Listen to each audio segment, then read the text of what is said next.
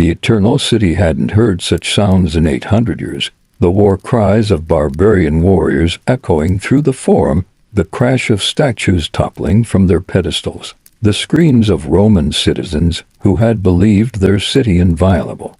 It was August 24, 410 AD, and Alaric, king of the Visigoths, sat on his horse in the Roman Forum watching his warriors strip the capital of the world of its treasures.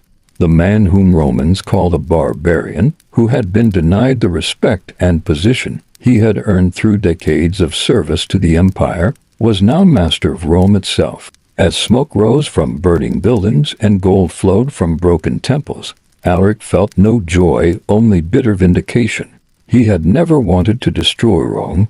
He had wanted to serve it, to be part of it, to earn through merit what Romans denied him through prejudice. The sack of Rome wasn't a barbarian's mindless destruction, but a soldier's calculated punishment of an empire that had used him, betrayed him, and ultimately forced him to become the monster they had always claimed he was. Alaric was born around 370 AD on Puce Island in the Danube Delta, in what is now Romania. He entered a world in transition. The Visigoths were no longer the wild raiders of Roman nightmare, but semi-settled federates, allied to Rome, serving as buffer and recruitment pool for the empire's armies. His family was noble by Gothic standards, connected to the Balti dynasty, giving young Alaric status within his tribe but marking him as barbarian to Romans. He grew up between two worlds, speaking both Gothic and Latin, learning both tribal warfare and Roman military tactics.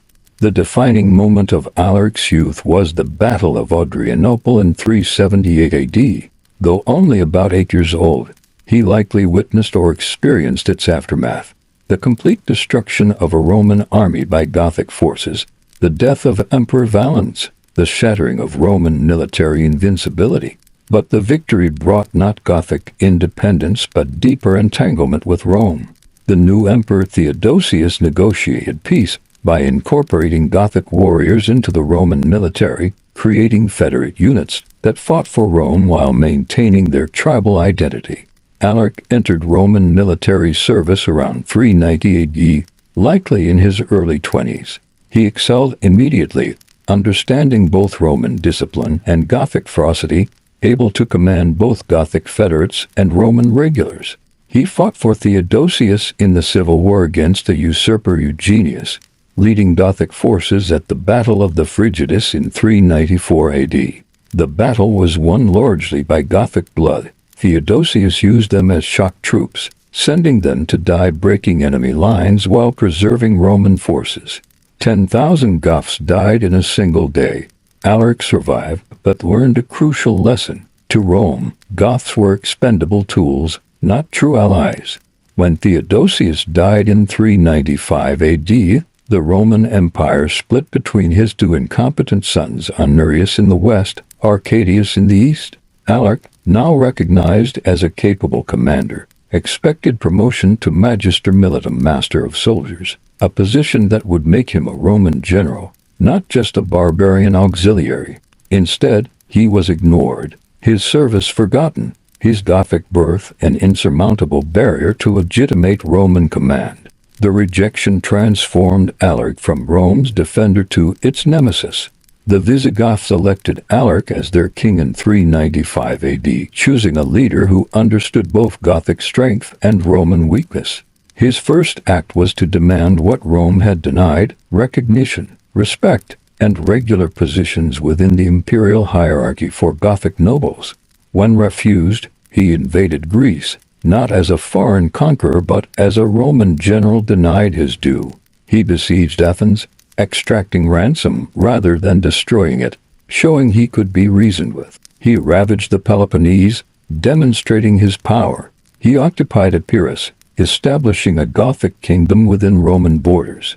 The Eastern Empire, unable to defeat Alaric militarily, tried diplomacy. In 397 AD, Emperor Arcadius appointed Alaric as Magister Militum per Illyricum, the position he had always wanted. For 4 years, Alaric served Rome loyally, defending Illyricum, training his forces in Roman tactics, accumulating the resources, and legitimacy he would need for larger ambitions. He was becoming what he had always wanted to be, a Roman general, who happened to be Gothic.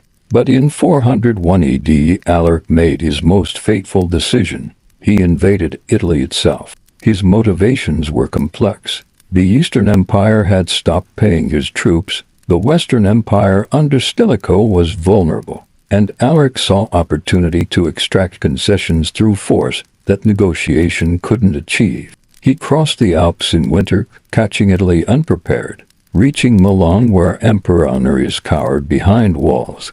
Stilicho, the half-Vandal general who effectively ruled the Western Empire, was Alaric's mirror image, a barbarian who had achieved everything through Roman service that Alaric sought.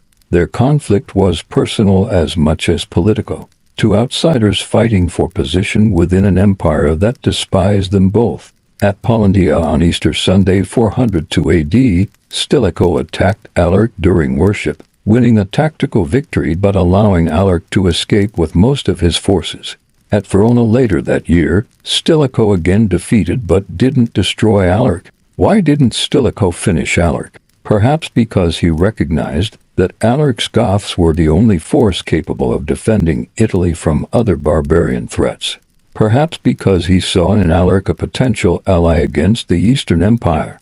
Perhaps because one barbarian general sympathized with another's struggle for recognition. Whatever the reason, Alaric survived, retreated, and waited. For the next 6 years, Alaric played a complex game, alternately threatening and serving both halves of the empire. He demanded 4,000 pounds of gold to stay peaceful, then offered to fight Rome's enemies for proper payment and position. He invaded Noricum, demonstrating his reach. He negotiated with Stilicho, possibly planning joint action against the Eastern Empire. He was trying to find a place for his people within the Roman system, not destroy that system. Everything changed in 408 AD when Honorius, paranoid and incompetent, ordered Stilicho's execution. With Stilicho dead, anti-barbarian hysteria erupted. Roman soldiers massacred the families of Gothic federates serving in the army. 30,000 Gothic warriors deserted to Alaric, bringing tales of Roman treachery and murdered families. Alaric now led not just an army but a nation seeking vengeance. Alaric's first siege of Rome in 408 AD was almost gentle by ancient standards. He blockaded the city, cutting supplies, but allowed citizens to leave. He demanded gold, silver, and recognition of his position. The Roman Senate, abandoned by Honorius who hid in Ravenna, paid 5,000 pounds of gold, 30,000 pounds of silver, and promised to negotiate Alaric's formal position. But Honorius, safe in his marshland fortress, refused to honor the Senate's promises. The second siege in 409 AD showed Alaric's growing frustration. He installed a puppet emperor, Priscus Attalus, trying to create legitimate authority that would grant him the position he craved. But Attalus proved incompetent, unable to control Africa's grain supplies, and Alaric deposed him. He was running out of options. His people were hungry, and Roman intransigence was forcing him toward the unthinkable. The final siege began in August 410 AD. This time, Alaric had no intention of negotiating. On August 24th, someone opened the Salarian Gate. Whether through treachery or subterfuge remains debated. Gothic warriors poured into Rome, the first foreign army to enter the city since the Gauls 8 centuries earlier. For 3 days, they plundered the accumulated wealth of a millennium. Yet even in vengeance, Alaric showed restraint. He ordered Christian churches be respected as sanctuary, prohibited rape, and limited killing to those who resisted. He was punishing Rome, not destroying it. He took treasure but not territory, wanting payment and recognition, not permanent occupation. After 3 days, he led his people south, leaving Rome humiliated but not obliterated. Alaric's plan was to cross to Africa, establishing a Gothic kingdom in Rome's wealthiest province. But storms destroyed his fleet at the Strait of Messina. While regrouping in southern Italy, Alaric fell, possibly malaria, possibly poison. He died at Cosenza in late 410 AD, aged around 40. According to legend, his followers diverted the Busenta River, buried him in its bed with vast treasures, then restored the river's course, and killed all who knew the location. The barbarian who conquered Rome vanished into myth. Alaric's brother-in-law Tolf succeeded him, eventually leading the Visigoths to southern Gaul, where they established a kingdom that lasted 3 centuries. They became what Alaric had always wanted, Gothic people within Roman civilization, maintaining their identity while participating in imperial culture. The Visigothic kingdom of Toulouse and later Toledo preserved Roman law, Latin learning, and classical culture through the Dark Ages. Alaric's legacy is profound and paradoxical. He's remembered as the barbarian who sacked Rome, but he was really a Roman general denied recognition. His sack of Rome shattered the myth of Roman invincibility, psychological damage far exceeding physical destruction. Yet he also proved barbarians weren't mindless destroyers, but people seeking place and respect within civilization. He was simultaneously Rome's destroyer and preserver, ending the classical world while trying to join it. What makes Alaric extraordinary isn't just that he conquered Rome, but why. This wasn't civilizational conflict but personal vendetta, not barbarian hatred but frustrated ambition. He spent 20 years trying to become Roman, only taking vengeance when acceptance was impossible. He proved that Rome's greatest enemies weren't those outside trying to get in but those inside kept from rising. His story is immigration's dark side. The talented outsider who, denied legitimate advancement, uses his talents for destruction. Alaric remains controversial because he defies easy categorization. To Romans, he was the barbarian destroyer. To Goths, he was the king who gave them dignity. To historians, he's the catalyst who transformed the ancient world into the medieval. He was all these and none of them. A man between worlds who, finding no place in either, created a new world through destruction of the old. The Holy Roman Emperor Frederick Barbarossa watched in astonishment as the elderly nun lectured him about his sins, her voice carrying across his throne room with authority that made his courtiers step back in fear. It was 1155 in the imperial palace at Ingelheim, and Hildegard of Bingen, a woman who by every law of church and state should have been silent, was prophesying the emperor's doom if he didn't reform. "The living light speaks through me," she declared, her eyes blazing with certainty that made even the most skeptical believers wonder. "You sit in the throne of God but act with the justice of the devil. Repent, or your empire will crumble like dust." Any other person speaking thus would have been executed for treason or burned for heresy.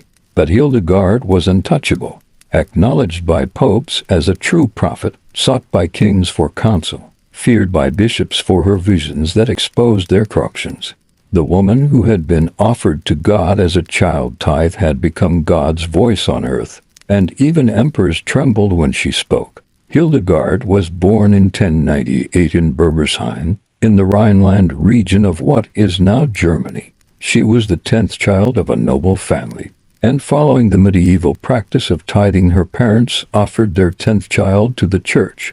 At 8 years old, she was enclosed with an anchoress named Jutta in a cell attached to the Benedictine monastery of Dessau-Bodenberg. The word enclosed is literal. The cell was sealed with them inside, with only a small window for food and communion. It was living burial, a death to the world that was supposed to bring closeness to God. From her earliest memories, Hildegard experienced visions, what she called the shade of the living light. She saw luminous objects, heard voices, understood things she had never learned. At age 3, she saw a light so bright it made her soul tremble. At 5, she described the future accurately enough to frighten her nurse. But in the medieval world, claiming divine visions was dangerous. It could mean sainthood or burning, depending on church politics. Young Hildegard learned to hide her gift, sharing it only with Jutta. Life in the anchor hold was harsh but educational. Jutta taught Hildegard to read Latin, sing the psalms, and perform the divine office. But Hildegard's real education came from her visions, and from the books she devoured when Jutta died in 1136. The enclosed cell had become a small convent, and the nuns elected Hildegard as their leader. At 38, she emerged from isolation into authority, still hiding her visions but beginning to understand their implications. The transformation came in 1141 when Hildegard received what she called the call. A vision commanded her to write what you see and hear. She resisted for years, falling seriously ill, a pattern that would repeat whenever she denied her visions. Finally, with the support of her confessor, the monk Volmar, she began writing Sivia's Know the Ways, her first major work of prophecy and theology. The act of writing transformed her from hidden mystic to public prophet. But a woman claiming divine revelation faced enormous obstacles. The church taught that women were inferior, prone to deception, unfit for theological discourse. For a woman to claim God spoke through her was borderline heretical. Hildegard navigated this danger brilliantly. She emphasized her weakness, describing herself as a feather on the breath of God, claiming no personal authority but merely transmitting divine messages. She was God's instrument, not God's interpreter, a crucial distinction that protected her from charges of presumption. In 1147, Hildegard took her most audacious step. She wrote to Pope Eugenius III, sending him portions of Sivia's and requesting approval. The Pope was at the Synod of Trier with Bernard of Clairvaux, the most powerful churchman of the age. Bernard, initially skeptical, investigated Hildegard and became her champion. When Pope Eugenius read her writings aloud to the assembly, declaring them divinely inspired, Hildegard became untouchable. The Pope's approval gave her authority no woman had possessed since the Virgin Mary. With papal endorsement, Hildegard's influence exploded. She began corresponding with the powerful across Europe emperors, kings, bishops, abbots. Her letters, preserved in hundreds, show a woman unafraid to challenge anyone. She told Emperor Conrad III he ruled like an infant. She warned Pope Anastasius IV that his clergy were putrid with vice. She advised Eleanor of Aquitaine on managing her tempestuous marriage to Henry II. Her correspondents didn't just tolerate her criticism, they sought it, believing her visions revealed God's judgment. In 1150, Hildegard claimed divine instruction to leave Disibodenberg and establish her own convent at Rupertsberg near Bingen. The monks of Disibodenberg, who profited from her fame, refused.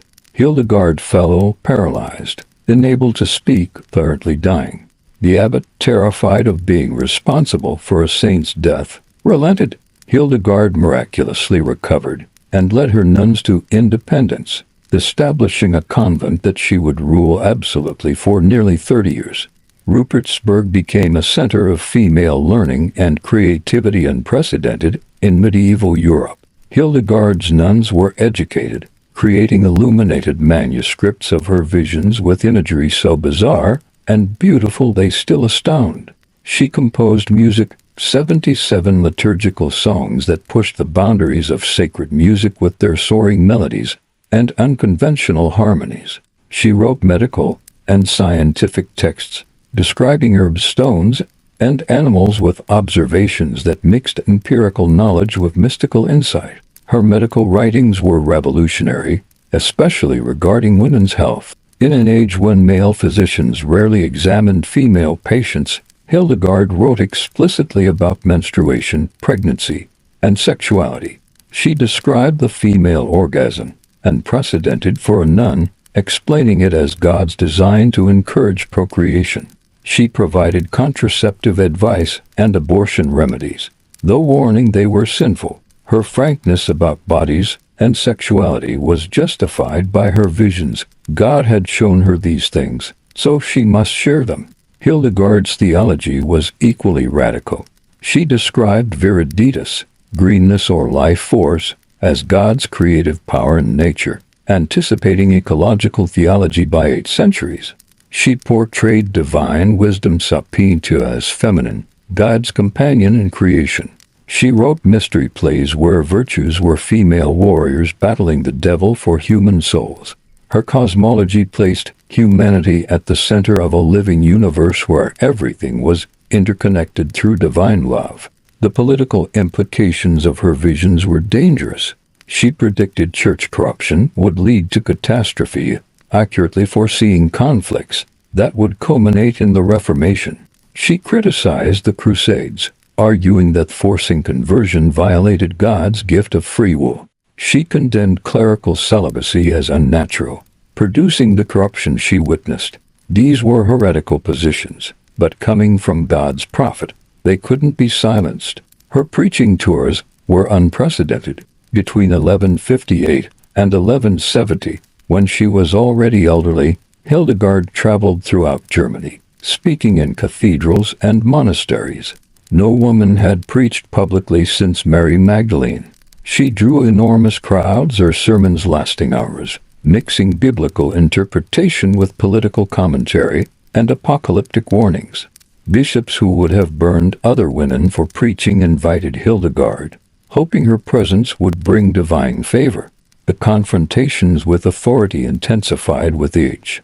When Emperor Frederick Barbarossa created an antipop, splitting the church, Hildegard publicly supported the legitimate Pope Alexander III, risking imperial persecution.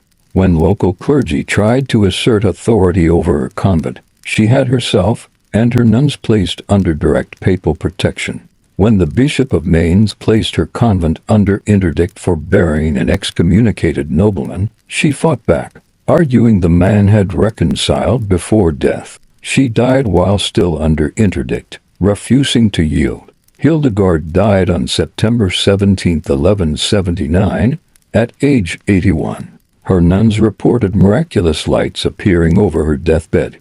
The interdict was lifted immediately after her death, suggesting even her enemies feared opposing her in death. Attempts to canonize her began immediately, but were never completed. Perhaps her criticism of church corruption made official sainthood politically impossible. She remained Saint Hildegard by popular acclaim rather than papal decree until Pope Benedict XVI formally canonized her in 2012, naming her a Doctor of the Church, only the fourth woman so honored.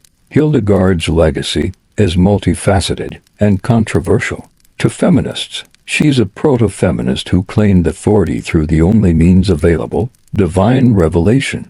To mystics, she's a genuine visionary whose experiences transcend rational explanation. To historians, she's a medieval genius who contributed to theology, medicine, music, and natural science. To skeptics, she's a brilliant woman who used claimed visions to exercise power forbidden to her gender. What makes Hildegard extraordinary is how she transformed limitation into liberation. Enclosed as a child, she made enclosure into authority. Denied education, she claimed divine teaching. Forbidden to preach, she became God's mouthpiece. Excluded from power, she advised emperors. Every restriction placed on her became a platform for transcendence. She didn't fight the system, she transcended it, claiming authority so far above earthly power that none could challenge it.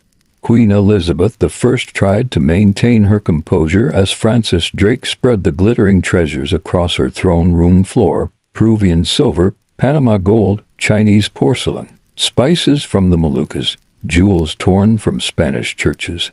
It was September 26, 1580, and Drake had just returned from his 3-year voyage around the world. Only the second circumnavigation in history, but the first to return with profit. The treasure was worth £600,000, double England's annual revenue. The Spanish ambassador was demanding Drake's head as a pirate, threatening war if Elizabeth didn't return the stolen goods. But the Queen, looking at wealth that could fund her own 4 years, made a decision that would shape history. 6 months later, she knighted Drake on his ship's deck, using a gilded sword to transform a pirate into a hero, a thief into a knight, a commoner into legend. Spain raged. The Pope excommunicated her again, but Elizabeth had chosen. England would challenge Spanish supremacy not through conventional war, but through the calculated terrorism of state-sponsored piracy. Francis Drake was born around 1540 in Tavistock, Devon, into a Protestant family of modest means. His father, Edmund Drake, was a farmer-turned-preacher who fled Devon during the Prayer Book Rebellion of 1549, when Catholics rose against Protestant reforms. The family lived in poverty aboard a hulk in the River Medway, where Edmund preached to naval crews. Young Francis grew up surrounded by ships and sailors, absorbing Protestant hatred of Catholic Spain and learning that the sea offered escape from poverty. At 13, Drake was apprenticed to the master of a small coastal trader, learning navigation and seamanship on the dangerous waters of the North Sea. The old captain, childless and impressed by Drake's ability, left him the ship when he died. But Drake sold it, using the money to join his wealthy cousins, the Hawkins family of Plymouth, who were pioneering England's entry into the lucrative and horrific slave trade. Drake's first voyages to the New World were slaving expeditions, capturing or buying Africans on the West African coast and selling them illegally to Spanish colonists who desperately needed labor.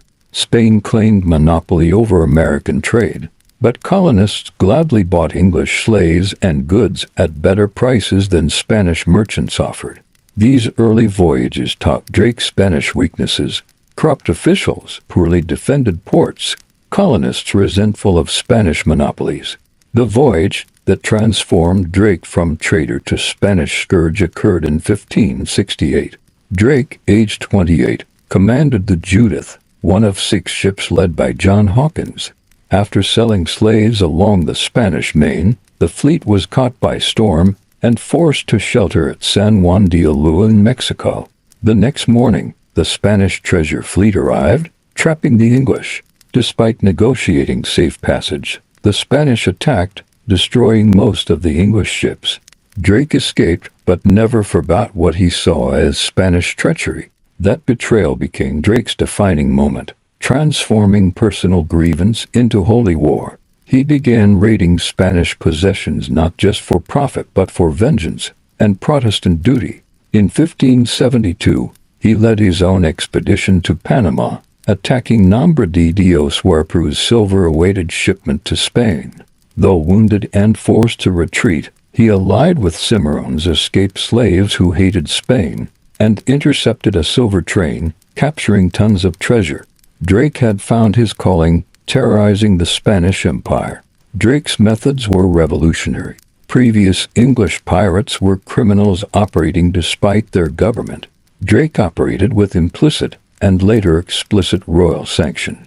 Elizabeth couldn't officially war with Spain. Philip II was too powerful, but she could unleash privateers to bleed Spanish wealth while maintaining plausible deniability. Drake became her perfect instrument, competent, ruthless, and Protestant enough to see piracy as godly work. The circumnavigation of 1577 to 1580 was Drake's masterpiece of calculated piracy. Officially, it was an expedition to find Terra Australis, the mythical southern continent. Secretly, Elizabeth and her counselors invested in what they knew was a raiding voyage. Drake commanded 5 ships and 164 men, sailing south to the devastating Strait of Magellan. The passage was nightmare, storms, mutiny, execution of his friend Thomas Doughty for treason, loss of ships.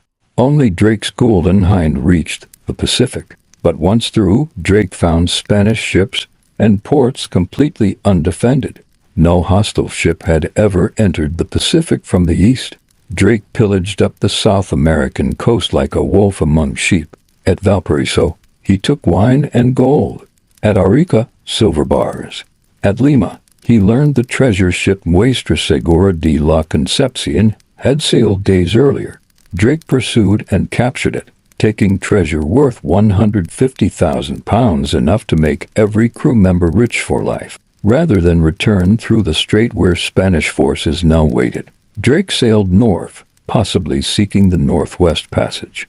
He reached perhaps as far as Vancouver, claimed California for England, calling it New Albion, then crossed the Pacific. He navigated the Spice Islands, loaded cloves worth their weight in silver, crossed the Indian Ocean, rounded Africa, and arrived home having sailed 36,000 miles.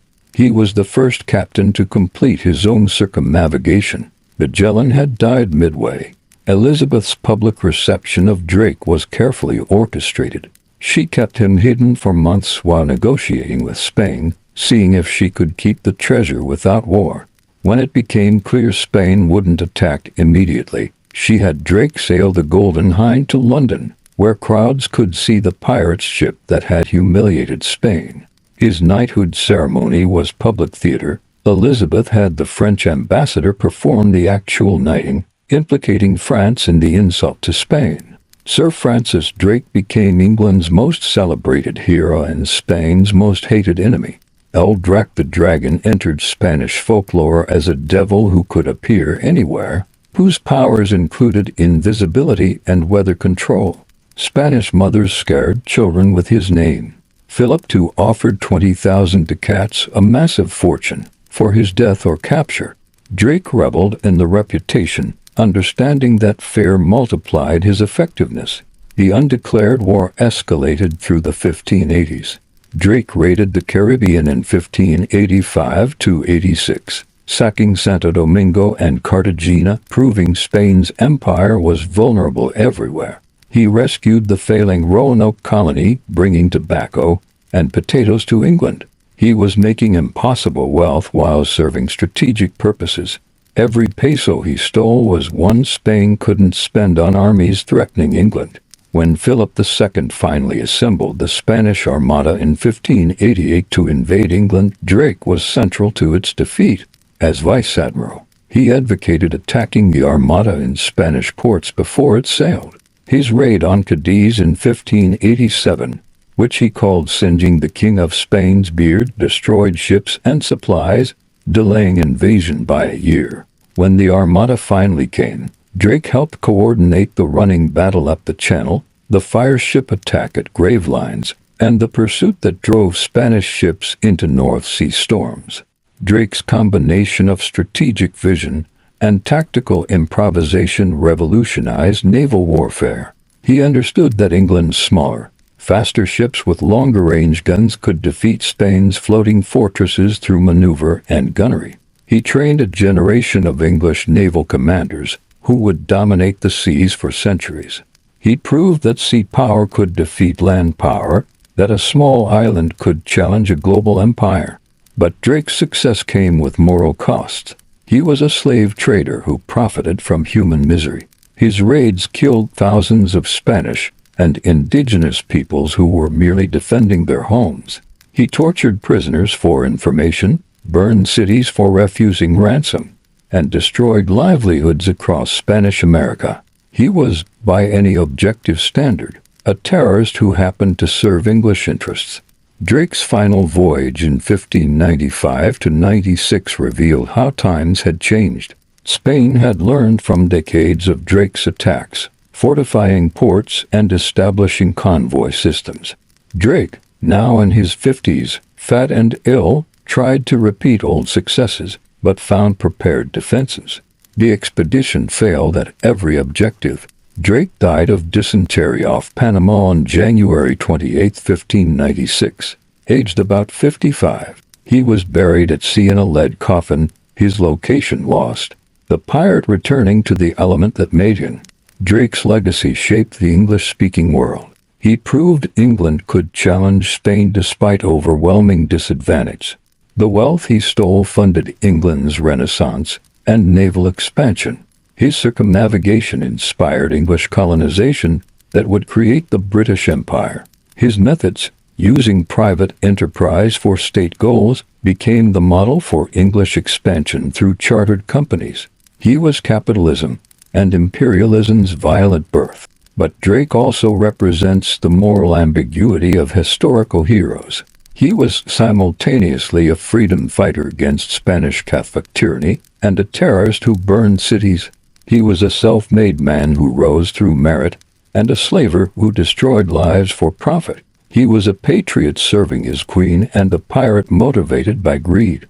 These contradictions make him fascinating and disturbing, the hero who was also villain, the knight who remained pirate. What makes Drake extraordinary is how he transformed weakness into strength. England couldn't match Spain's armies or formal navy, So Drake created asymmetric warfare at sea. He couldn't challenge the Spanish Empire directly, so he attacked its vulnerable points across the globe. He couldn't be a gentleman by birth, so he earned title through theft. He made piracy patriotic, crime into virtue, weakness into weapon. Drake proved that individuals operating at the margins of law could change history's center. His piracy drained Spanish wealth that might have conquered England. His circumnavigation showed the world was smaller and more vulnerable than imagined. His tactics created the naval traditions that would make Britain ruler of the waves. He was the criminal who saved his country, the pirate who built an empire, the thief who stole history itself and gave it to England. Three extraordinary individuals who stood outside conventional society: Alaric the barbarian general, Hildegard the mystic nun, and Francis Drake the pirate knight. Each forced their worlds to accept them on their own terms. A Gothic king who conquered Rome while trying to become Roman, a woman who claimed divine authority in a patriarchal church, and a commoner who plundered his way to nobility. Their stories illuminate how outsiders, denied legitimate paths to power, can transform exclusion into conquest, marginalization into authority, criminality into heroism. Alaric spent his life trying to earn through service what Rome denied through prejudice. He mastered Roman military arts, served the empire faithfully, sought only recognition and position. When refused because of his Gothic birth, he used his Roman training to humble Rome itself. The sack of 410 AD wasn't barbarian destruction but calculated punishment by a Roman-trained general who had been denied his Roman destiny. He proved that empires that refuse to integrate talented outsiders create their own destroyers. Hildegard transformed every restriction placed on medieval women into a source of transcendent power. Enclosed as a child, she made isolation into mystical authority. Denied education, she claimed divine teaching. Forbidden to preach, she became God's prophet. She didn't fight the system but rose above it, claiming authority so cosmic that earthly power couldn't challenge it.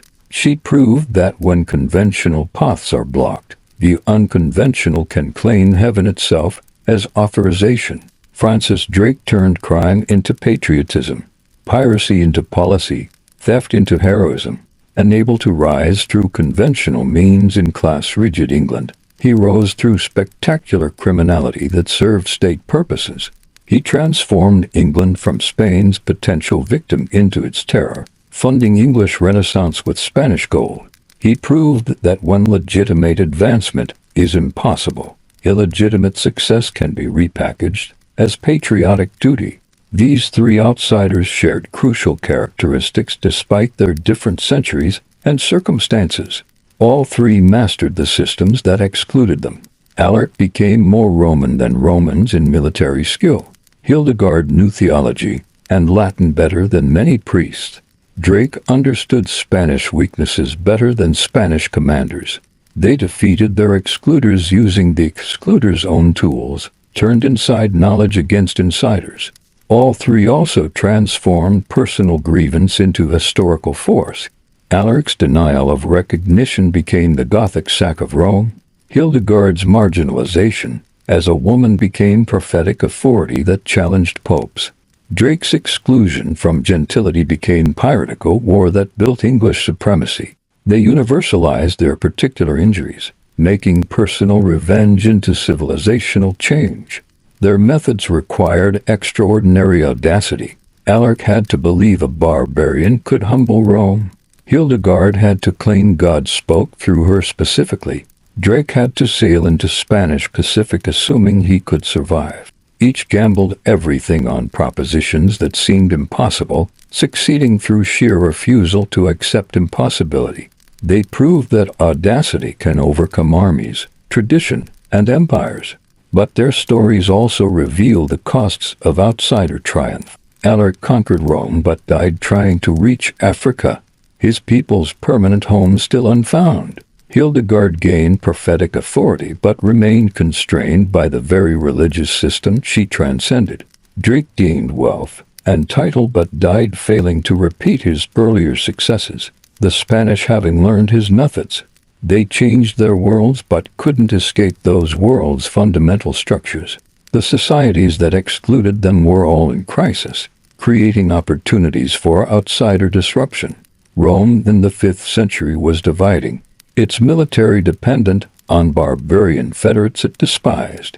The Church in the 12th century was corrupting, creating space for mystical authority. England in the 16th century was challenging Spanish hegemony, needing unconventional weapons.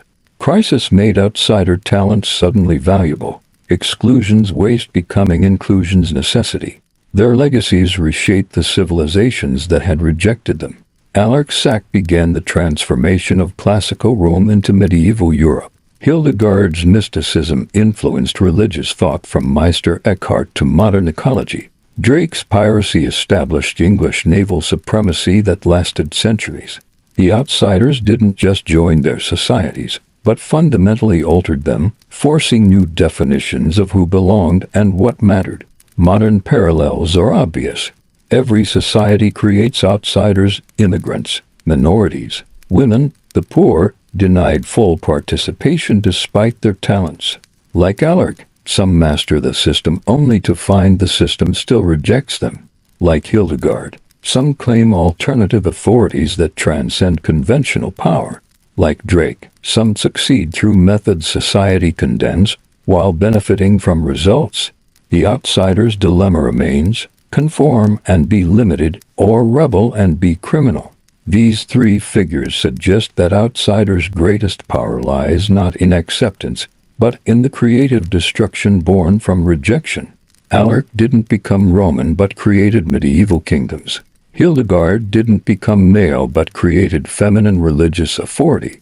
Drake didn't become gentleman but created new paths to gentility. They proved that exclusion can generate innovation, marginalization can produce transformation, rejection can inspire revolution. Their darker lessons are equally important. Alaric's vengeance contributed to civilizational collapse that brought centuries of darkness.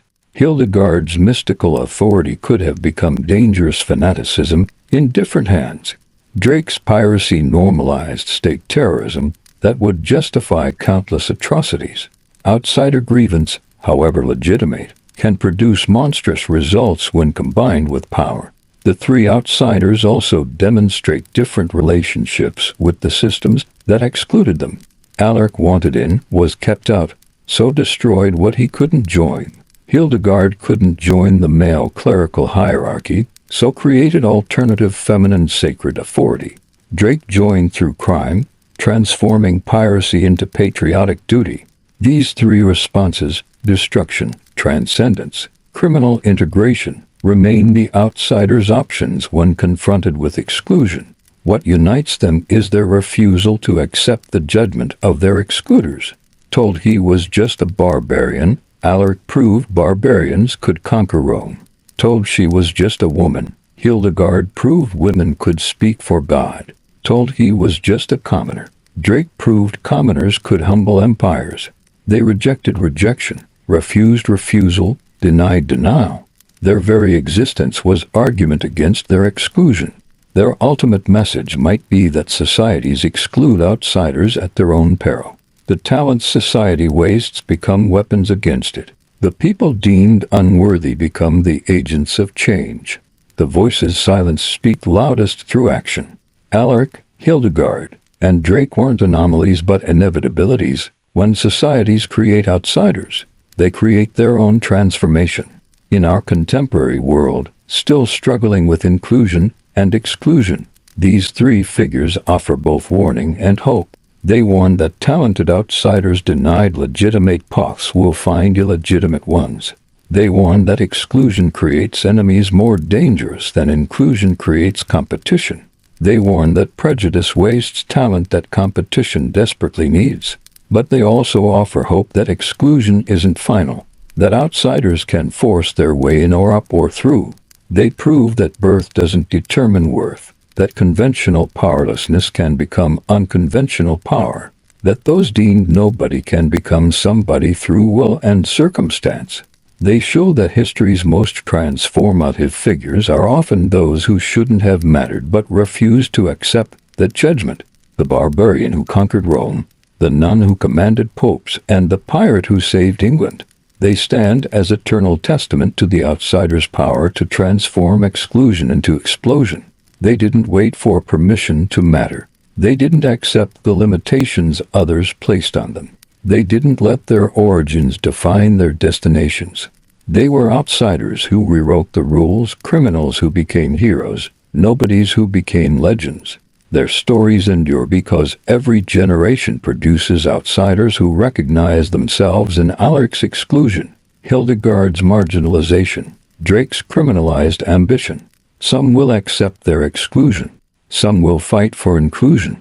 But a few will do what these three did, transform exclusion itself into a form of terrible and transformative power. They will be the outsiders who break down the gates, speak with heaven's voice, and steal empires from those who thought themselves secure. If these three legendary outsiders have made you reconsider the relationship between exclusion and transformation, hit that subscribe button and join our community of history enthusiasts. Which outsider's story resonated most with you? Was it Alaric's transformation from Roman soldier to Rome's conqueror, Hildegard's rise from enclosed nun to prophetic voice, or Drake's evolution from pirate to England's savior? Share your thoughts in the comments below. And remember, history's most transformative figures are often those society tried to exclude. Next week, we're exploring 3 more individuals who turned rejection into revolution. Ring that notification bell so you don't miss their incredible stories. Until then, remember what Alaric, Hildegard, and Drake proved. Being an outsider isn't a weakness but a potential source of transformative power. The only question is, how will you transform your exclusion into your explosion?